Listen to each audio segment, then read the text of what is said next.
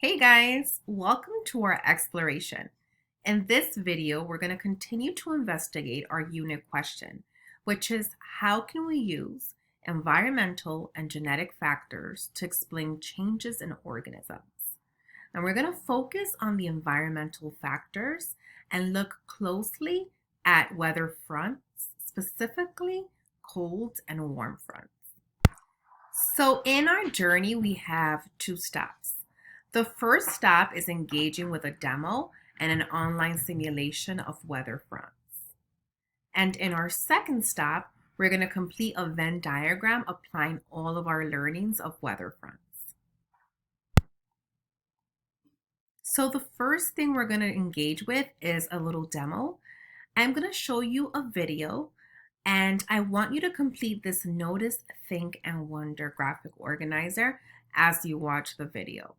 So for notice, I want you to write down 3 observations from the video. For your think box, I want you to jot down, what do you think is going on here? And for your wonder box, I want you to write down anything that you wonder about this video. Any questions that arise in your head as you're watching it. So here you have a tank, and the tank is split with a divider so that one side dyed in red represents warm water, while the other side dyed in blue represents cold water. So I want you to carefully observe what happens when that divider is removed.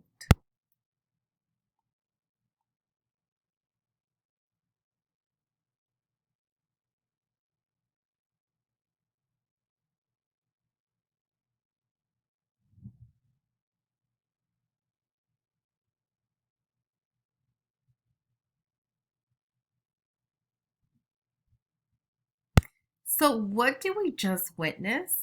What we just witnessed was 2 air masses crashing into each other. And when 2 air masses collide, they form something called a weather front. And a lot of different weather changes happen along fronts, such as rain, thunderstorms, etc.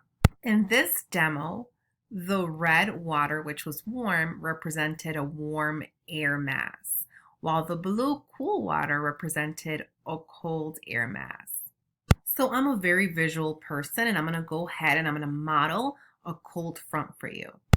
So when you have a cold front, you have a cold air mass move in, right?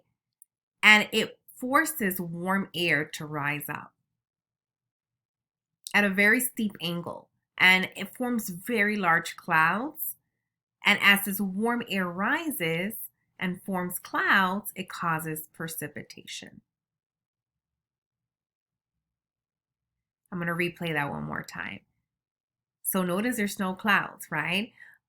But check this out. We have the cold air mass move in and force the warm air mass above it, right? Because warm air is less dense, it will rise, and cold air is more dense, it will sink, like in the situation with the demo where the cold water sank to the bottom and the red warm water was at the top.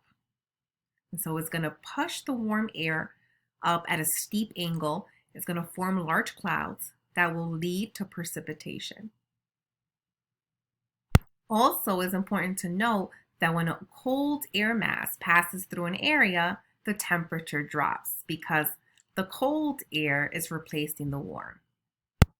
So next time when you see a weather map, you'll recognize the cold front symbol. It's in blue and it has little triangles that are pointing towards a direction in which the cold front is moving. I call them shark teeth. So we also have warm fronts. And warm fronts occur when warm air or warm air mass overtakes a cold air mass. So I'm going to go ahead and use a simulation to show you what happens at a warm front. So once again, warm air is taking over, but it rises because it's less dense. And it rises at a gentle angle, causing clouds to form along the entire boundary. However, they bring lighter rain, and as this warm front moves, it leaves behind warmer air. On a weather map, warm fronts are represented by a red line with semicircles. And again, the semicircles are pointing to the direction where the warm front is moving in. So now that we've explored cold fronts and warm fronts, I want you to answer follow-up questions for each type of front. For the warm front activity, I want you to explain, how does the slope of a warm front affect the type of weather it develops? And where it says slope, you circle one. Is it steep or gentle? And then you would discuss how that influences the type of weather. When you have completed that activity, I want you to use all your learnings to complete this Venn diagram. On the cold front side, you're going to write everything you learned about cold fronts. And on the warm front side, you're going to write down everything you learned about warm fronts.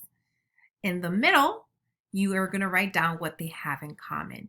And feel free to not just write things, but also feel free to draw diagrams that help explain your understandings of both fronts. In your worksheets, I have included the links to these simulations, so feel free to use those links to access the online simulations for warm and cold fronts and play around with it so that you gain a better understanding of each. All right, guys, you are ready to tackle on the independent work. And if you need to review anything, this video is for you. So feel free to play it as often as you need, and good luck.